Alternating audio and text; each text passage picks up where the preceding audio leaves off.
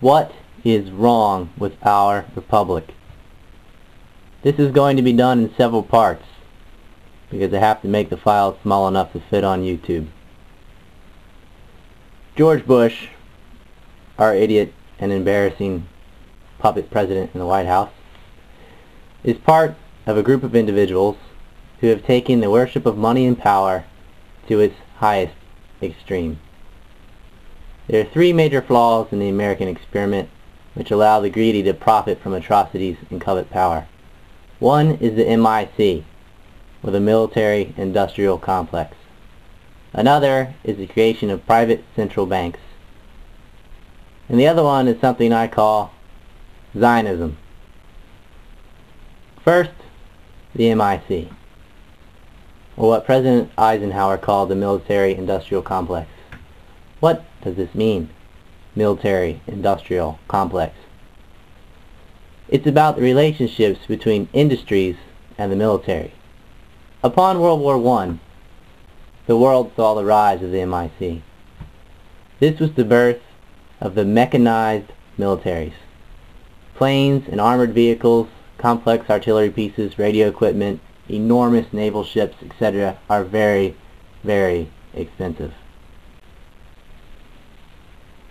With the creation of the stock market, there was nothing to stop politicians from investing in war-related companies and then passing legislation that grants contracts to the industries they just invested in. Or worse yet, as is what's happening today, they are actually employees of the companies that they pass legislation to give money to.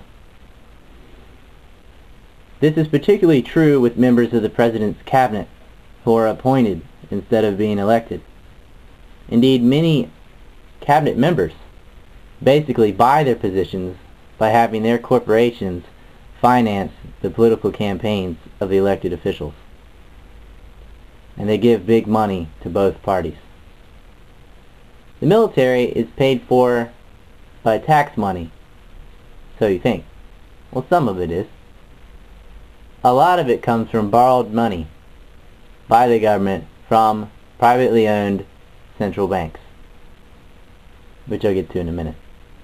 The military consumes over half of the tax money in the United States. It has more money than everything else combined. It's a super corporation.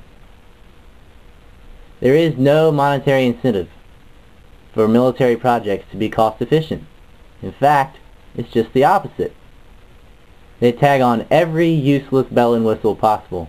They involve as many companies as they can to ensure pork projects, which are often located in the congressional districts of the congressmen who comply with the whole ordeal.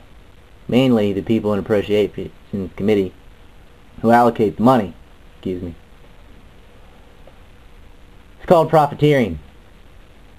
There are missiles that are over $1 million apiece, which have been used to blow up restaurants. There are jets that cost $1 billion each. B-2 bomber. The U.S. spent $30 billion in 2002 on building nuclear weapons alone, and we already have tens of thousands of nukes. It would be impossible to use them all, and a disaster if we did. Tied into all this mess is something no one likes to talk about, because you're not allowed to talk about religion. I don't really call it religion, I just call it a business. But one huge tax-free institution, which has historically always had a tight relation with the military, crusades and all, is churches. There's always some fanatical evangelical Christian leaders like Pat Robertson or Jerry Falwell who invest to the tune of billions into industries of the military-industrial complex. In return, they use propaganda and the wealth of their flock to support the war, the occupation, or whatever military endeavor we are currently engaging in.